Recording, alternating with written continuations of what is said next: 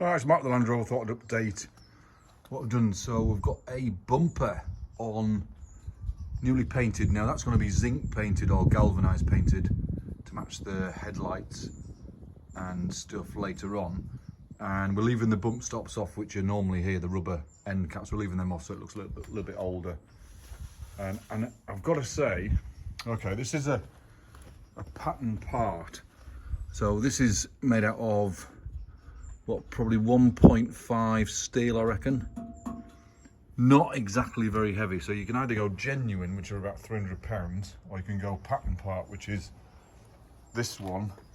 Not the heaviest in the world, but they're about £100 or 75 to £100, depending on where you get them. So I've gone pattern part on this one because it's a bumper, so plenty of coats of paint on it, plenty of protection, make sure it lasts all right.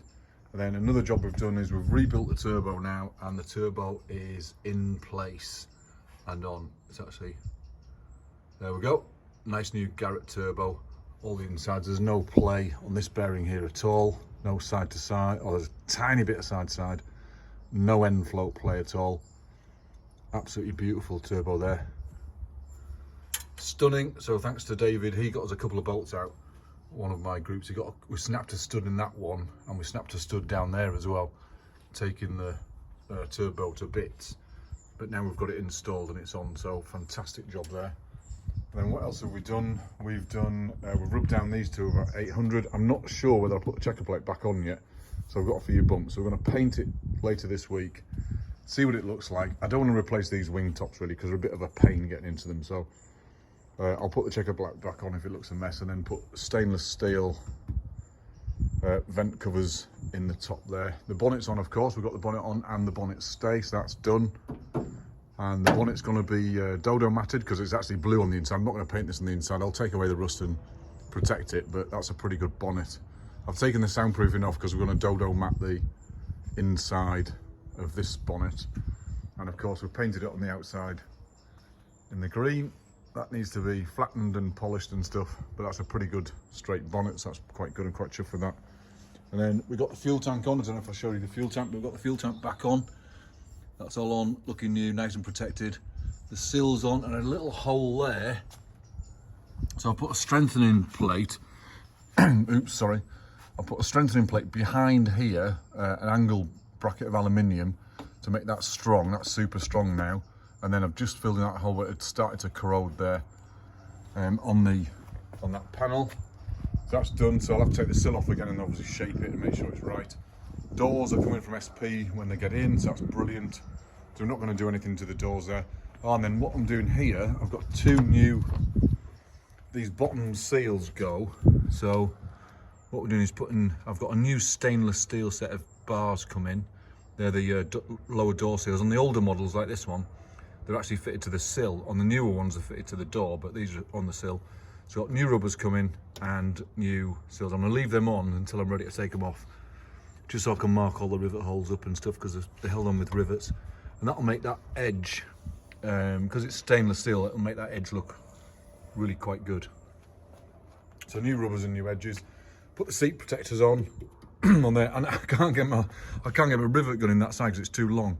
So I've got to get a new rivet gun in there. But the carpet, they come out at some point, and the carpet goes behind when I actually fit the carpet in there. So that holds the carpet on and protects that edge. So that's done. So the interior now is actually looking pretty good. That's all kind of just about done there. And we've got a dodo mat the floors, because the floors are actually done. They're all solid and good. And then the back, we've got a dodo mat, make it nice and quiet. So that's all done. And then we took the prop shaft off the rear. We've put the front back on because that's pretty good. Transmission brake, I mean, I need 2 screws there. So if you've got the part number of these 2 screws, I can't find the blooming things anywhere. So that's the transmission brake drum. So all I've done there is we've sanded it and we've painted it to protect it, because that is exposed to the elements all the time. So, but the inside brake is new, the shoes are new, and everything works on there. And then the prop shaft on the rear is this horrible looking thing here. Oh my God, that's disgraceful. So what we're going to do here, we need the spline. I mean, there's wear on the spline, but it's not enough to warrant changing it really at this point, but it is wearing. So we're going to clean that up. give it a paint to protect it, of course. Re-grease it, because there's 2 grease points, one there and there's one there. Make sure we've got all the grease in there. But actually the play is in the shaft here. There's a little bit of play in there. It's about 1/2 mil, so it's not quite worn out, but we'll need one for the future, without a doubt. So that's our LandRover so far. Chuffed a bit with this brake drum. That's best looking drum in the world, so that's pretty good. Quite chuffed with that. So that's the dog screaming in the background. He's at the door now, wondering what's going on. So that's LandRover so far. Put a comment if you're doing a LandRover yourself, or if you've got some doors, fantastic Series 3 on-plus doors I'm after. So my name's Mark, see you soon.